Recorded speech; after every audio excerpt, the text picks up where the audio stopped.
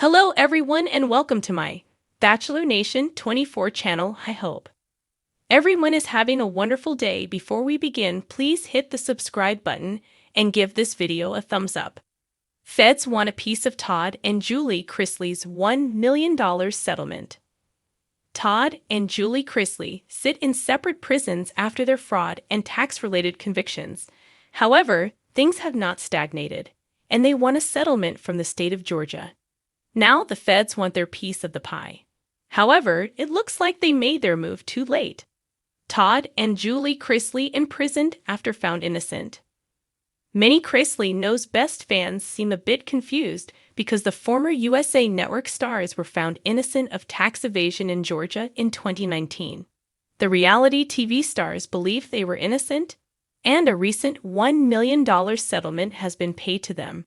If you don't know, their legal team won a case against Joshua Waits, the former director of special investigations of Georgia's Department of Revenue.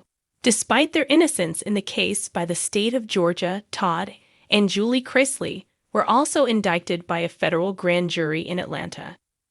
The court found them guilty, and a lot of people crow about it. However, loyal Chrisley Knows Best fans smell a rat. Firstly, they won a filing for oral arguments in an appeal. Of note, that's a rare occurrence. Secondly, it's rarer for a settlement to be paid to convicted felons. Feds want their piece of the $1 million settlement. According to Radar Online, the settlement went to a firm handling Todd and Julie's appeal battle, in which Jay Sargent serves as co-counsel, and it's already been used to pay off debts. However, the feds wanted to help settle the court-ordered restitution in the Atlanta case. Citing communication by Sargent, the outlet explained more about the money granted to Todd and Julie Chrisley. In the meantime, the feds appealed to get their hands on the cash awaits a ruling by a judge. Probably, in the opinion of Sargent, they are too late. Other news arrived that Todd and Julie sold their large tennis home, and Chrisley Knows Best fans wondered if that was used to pay some restitution. However, it's unclear if that happened or not. Apparently, their legal team feels that payment might look like an admission of guilt while they appeal their conviction. The storm clouds never quite cleared for Todd and Julie Chrisley, even after a shocking legal twist offered them what many viewed as a second chance. Just as hope flickered on the horizon in the form of a $1 million settlement from a defamation lawsuit against a tabloid media outlet, a new force emerged.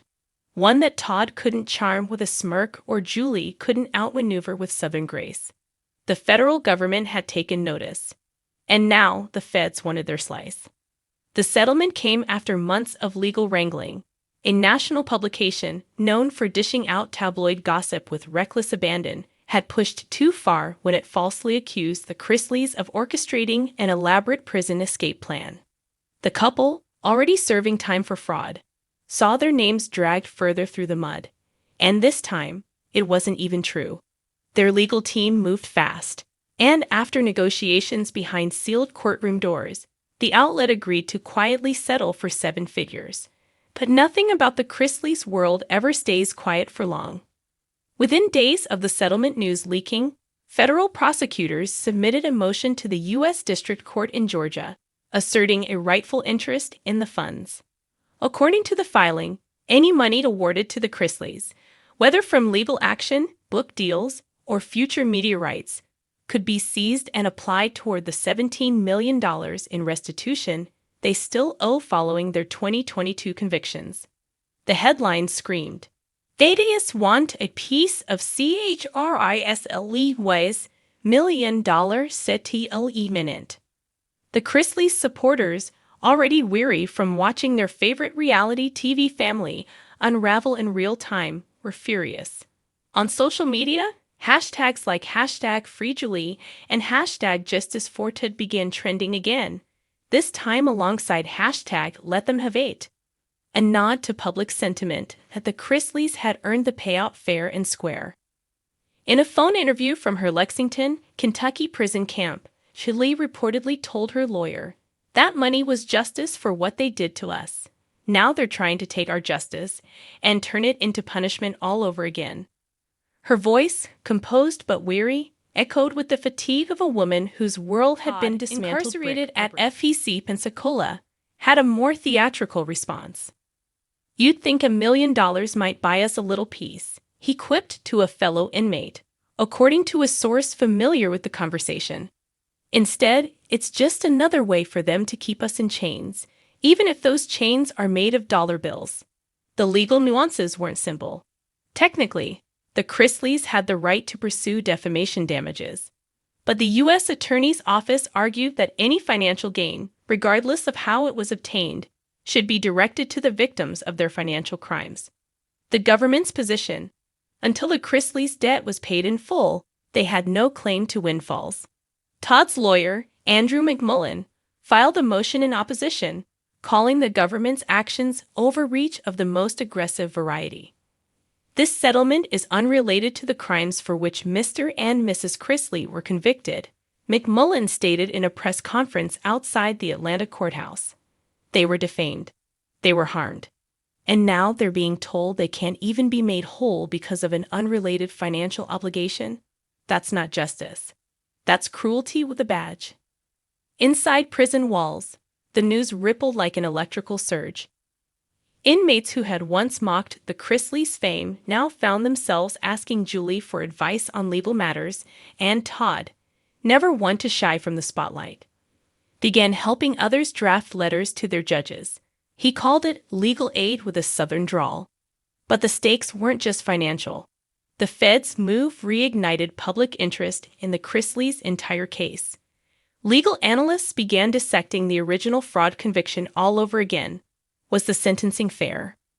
Were Todd and Julie made examples of because of their celebrity? Should restitution override a victim's separate justice in a defamation case? Meanwhile, Savannah Chrisley, who had become the de facto family spokesperson, took to Instagram Live with tears in her eyes. She described the federal claim as a slap in the face to her parents and said the battle wasn't just about money, it was about dignity. "My mom finally felt like someone believed her," Savannah said. "This settlement was about truth, about clearing their names, and now the government is trying to cash in on that. What does that say about our justice system?" Behind the scenes, the Chrisleys' legal team explored other options. Could the money be placed in a trust for their grandchildren? Could it be funneled into a legal defense fund or used for prison reform advocacy to avoid seizure? Ideas flew, but each seemed like a loophole waiting to close. As for the $1 million settlement itself, the funds hadn't yet been dispersed. With the federal motion in play, the payment was frozen in escrow until a judge ruled on its fate. The next hearing was scheduled for late August, and media outlets were already staking out courtroom benches.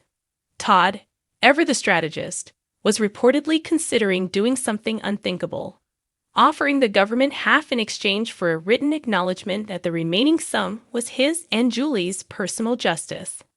It was a long shot, but Todd knew how to spin things. "If we're gonna lose it all again," he told a family confidant, "then I want it to be on our terms, not theirs."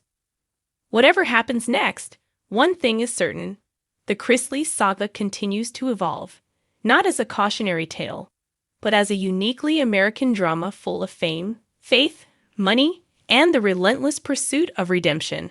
A $1 million win had become yet another battlefield. And in the fight between justice and debt, the Chrisleys were once again center stage.